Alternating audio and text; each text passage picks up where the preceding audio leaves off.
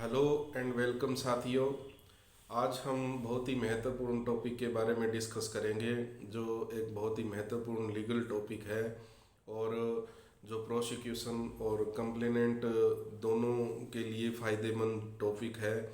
तो साथियों, इस लीगल टॉपिक को समझने के लिए और इसकी अधिक से अधिक जो है आपको ये आपके लिए फ्रूटफुल साबित हो, इसलिए कृपा करके जो वीडियो है वो अंत तक आप देखें, जिससे कि आपको इस टॉपिक का फ़ायदा पहुंच सके। तो साथियों, आज का जो लीगल टॉपिक है वो है एलईबी और डिफेंस स्टेटमेंट 300, जो धारा 313 सीआरपीसी है उसका कंपैरिजन, और उससे जो मिलने वाले एक्यूज साइड को जो फ़ायदे हैं, और कहीं ना कहीं जो एलईबी है, एलईबी का जो फ़ायदा हमेशा जो है एक्यूज्ड जो है प्ली ऑफ एलईबी लेता है, और कहीं ना कहीं साबित होने पर एलईबी जो साबित होने पर जो है उसको बरी भी किया जाता है, एक्यूटल ऑफ द एक्यूज्ड होती है।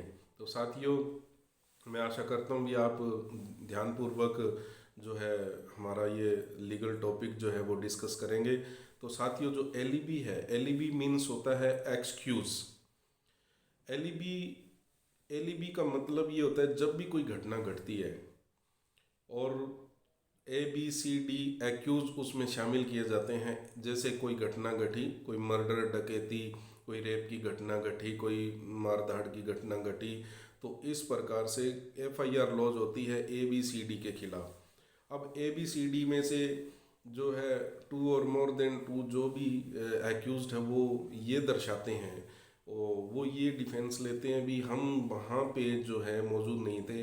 जो इन्वेस्टिगेटिंग ऑफिसर होता है उसके सामने ये बयान रखते हैं, ये बयान देते हैं भी हम वहाँ पे उस समय जब ये क्राइम घटित हुआ उस समय वहाँ at the place of occurrence हम मौजूद नहीं थे, उस घटना के समय हम वहाँ पे मौजूद नहीं थे, इसलिए ये घटना जो है हमारे द्वारा घटित नहीं की गई है। तो साथियों, इतने से जो है उनको फ़ायदा मिलने वाला नहीं है। इन्वेस्टिगेटिंग ऑफिसर होता है, जो IO होता है, उसको केस की तह तक जाना पड़ता है, उसको इन्वेस्टिगेशन करके रिपोर्ट कोर्ट में पेश करनी होती है, चालान कोर्ट में सबमिट करना होता है और तमाम सबूत उसको हासिल करने होते हैं। तो साथियों, ये जो डाउट है, ये जो प्ली ऑफ एलईबी है, ये जो है जब भी ये डिफेंस जो है वो लेता है, जो डिफेंस काउंसिल है, जैसे दो कोर्ट में डिफेंस और कंप्लेनेंट साइड से जो है प्रोसिक्यूशन काउंसिल जो है वो पेश होते हैं, और प्रोसिक्यूशन को अपना केस प्रूव करना होता है। डिफेंस जो भी इनोसेंट पर्सन है उसको तमाम सबूत कोर्ट में प्रोड्यूस करने होते हैं। तो उसके बहुत से मापदंड होते हैं, बहुत से जो है मेथड्स होते हैं, किस प्रकार से हम डिफेंस लें, किस प्रकार से हम इनोसेंट को प्रूव करें। तो साथियों, जब भी प्ली ऑफ एलईबी ली जाती है तो वो ओरल और डॉक्यूमेंट्री होती है। ओरल जो section 11 of the Indian evidence act है उसके तहत रेलिवेंसी जो है एग्जिस्टेंस और non existence of relevancy of facts in issue, जो रेलिवेंट फैक्ट्स होते हैं, जो सही तथ्य होते हैं, और जो एग्जिस्टेंस और non existence of the crime वो होता है, तो उसको धारा जो 11 है, जो 11 है इंडियन एविडेंस एक्ट की, उसके तहत जो है प्ली ऑफ एलईबी ली जाती है। तो प्ली ऑफ एलईबी में साथियों जो डिफेंस है, हमारा जो डिफेंस है वो रखा जाता है डॉक्यूमेंट्री और ओरल। अब ओरल जो है, ओरल विटनेस जो है एग्जामिन होते हैं कोर्ट में, विसोएंट्स ऑफ पर्सन्स जो है वो वहाँ पे मौजूद नहीं था जब ये घटना घटी। तो साथियों, इस प्रकार से जो भी व्यक्ति जो एग्जामिन होता है, विटनेस होता है विक्टिम बॉक्स में, उसको ओरल एविडेंस कहते हैं। और अब आती है बात डॉक्यूमेंट्री एविडेंस की। डॉक्यूमेंट्री एविडेंस में वो स्ट्रिक्ट प्रूफ जो है डिफेंस और इनोसेंट पर्सन को देने होते हैं, एक्यूज को देने होते हैं, जिससे डॉक्यूमेंट्री ये प्रूव होता हो भी ये पर्सन तो वहाँ पे उस कंपनी में जॉब करता है और ये कंपनी की प्रेजेंस है, जो ये 8 घंटे की 12 घंटे की जो भी वर्किंग आवर्स होते हैं उसमें ये घंटे यहाँ पे ये इसकी प्रेजेंट है। ये सीसीटीवी की फुटेज है, ये जो है उसकी मार्किंग जो प्रेजेंस है, और ये जो अटेंडेंस रजिस्टर है। तो साथियों इस प्रकार से जो भी डॉक्यूमेंट है वो पेश किए जाते हैं, जिससे कि उसकी वहाँ पे कनेक्टिविटी जो है at the time of place of occurrence, जो भी घटना घटी उससे कहीं ना कहीं उसको बियॉन्ड दी जुरिस जो अकरेंस प्लेस है उसको दिखाया जाता है, और वो ये साबित कर देता है। तो प्ली ऑफ एलिबी का फ़ायदा उसको मिलता है। और कई बार क्या होता है, इसका फ़ायदा प्रोसिक्यूशन को भी जाता है। प्रोसिक्यूशन जो कंप्लेंट शिकायत करता है उसको ये फ़ायदा कैसे जाता है, उसको ये फ़ायदा तब जाता है जब हम कहीं ना कहीं जो कंप्लीटली जो प्रॉपर प्रोसीजर फॉलो ना करके जो है आउट ऑफ स्टेजेस जो है ओरली हम कोई भी बात प्ली ऑफ एलिबी लेते हैं तो उसका कोई फ़ायदा नहीं मिलने वाला। और उससे क्या है, प्ली ऑफ एलिबी का फ़ायदा एक्यूज्ड और डिफेंस को नहीं मिलता है, प्रोसिक्यूशन को फ़ायदा जाता है। तो साथियों जैसे धारा 313 की हम बात करेंगे, जो सीआरपीसी की धारा 313 है उसमें डिफेंस की स्टेटमेंट होती है, दोषी की जो स्टेटमेंट है वो होती है, और दोषी को वो तथ्य और प्रूफ उसमें देने होते हैं जिससे कि ये साबित होता हो कि ये घटना जो है ये मैनिपुलेटेड है और ये वास्तविक घटना नहीं है, और उस समय जो 100% है वो वहाँ पे मौजूद नहीं थे। तो ये घटना जो है मैनिपुलेट करी गई है, ये फॉल्स घटना है। तो ये जो डिफेंस में देना होता है, और उस डिफेंस का साथियों एक मुख्य बात और है, जो कंप्लेनेंट विटनेस है, प्रोसिक्यूशन विटनेस है, उसके क्रॉस में भी ये जो क्वेश्चंस अराइज होना चाहिए, ये क्वेश्चंस उस प्रोसिक्यूशन जो विटनेस होते हैं उनको ये पुट होना चाहिए, और उसका एडमिट कोई आंसर आना चाहिए। एडमिट आंसर आने पे हम उस डिफेंस को हम साबित कर सकते हैं। धारा 313 जो सीआरपीसी के तहत जो भी हमने डिफेंस लिया और क्रॉस में भी उसके प्रोसिक्यूशन विटनेस के क्रॉस में भी ये एडमिशन आया, तो हम कहीं ना कहीं उनको रेलिवेंट मान करके हमें फ़ायदा जो है वो मिलेगा।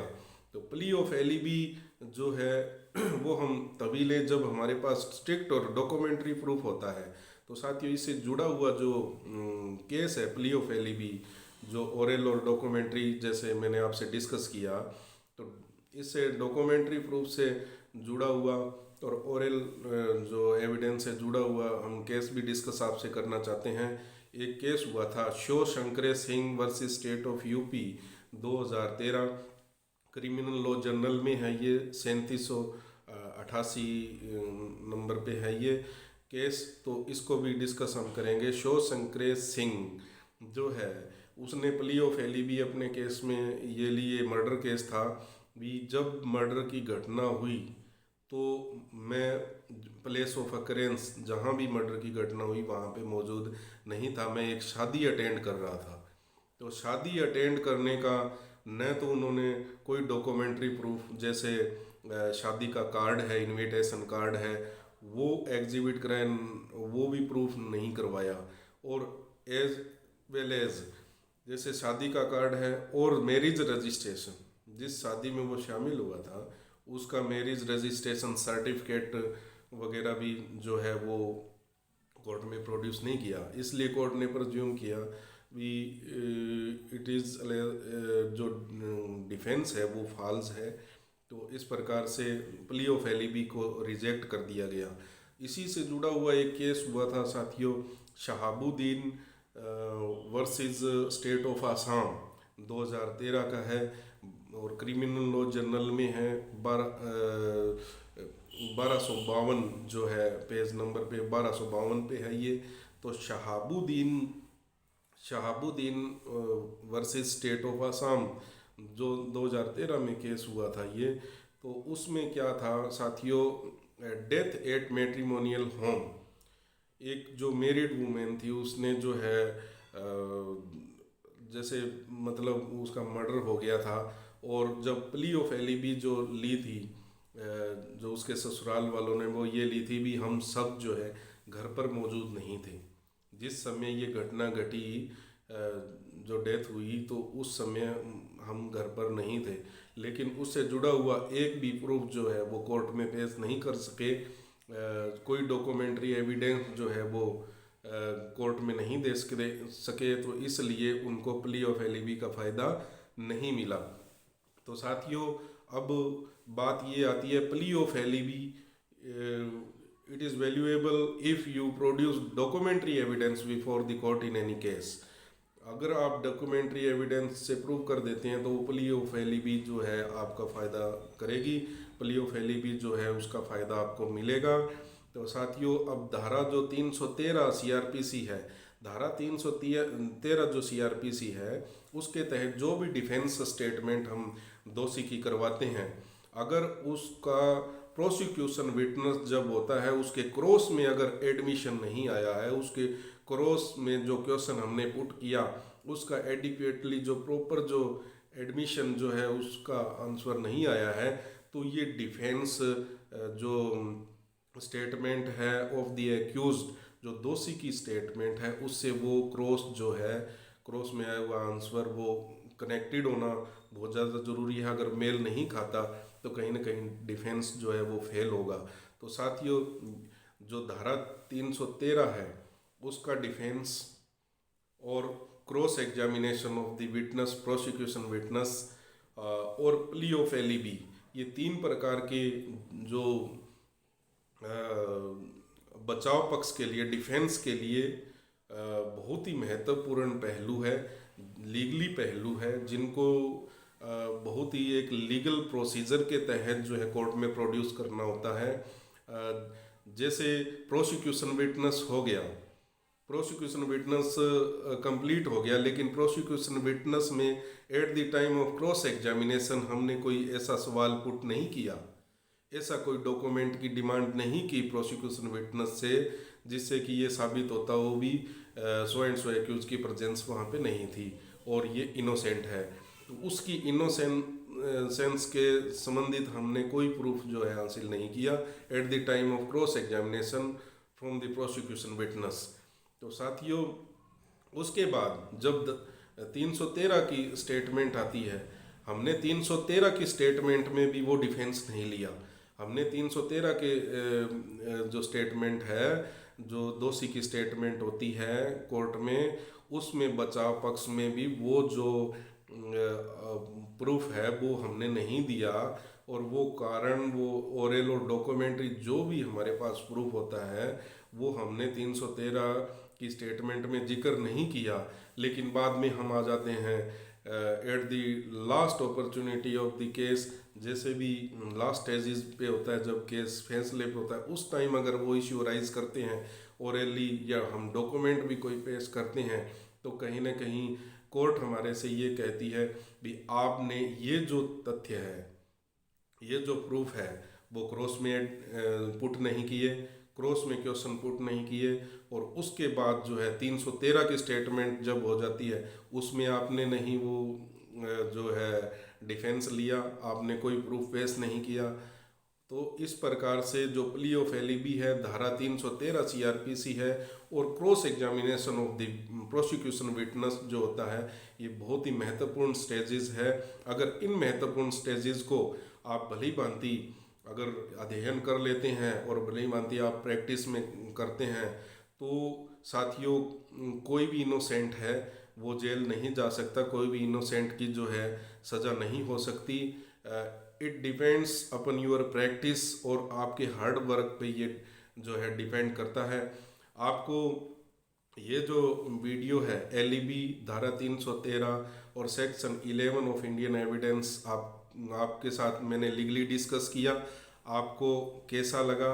अगर आपको अच्छा लगा तो आप इसको वीडियो को शेयर करें और लाइक करें और सब्सक्राइब करें। आगे हम अलग जो है लीगल टॉपिक लेकर के हाजिर होंगे। तब तक के लिए धन्यवाद।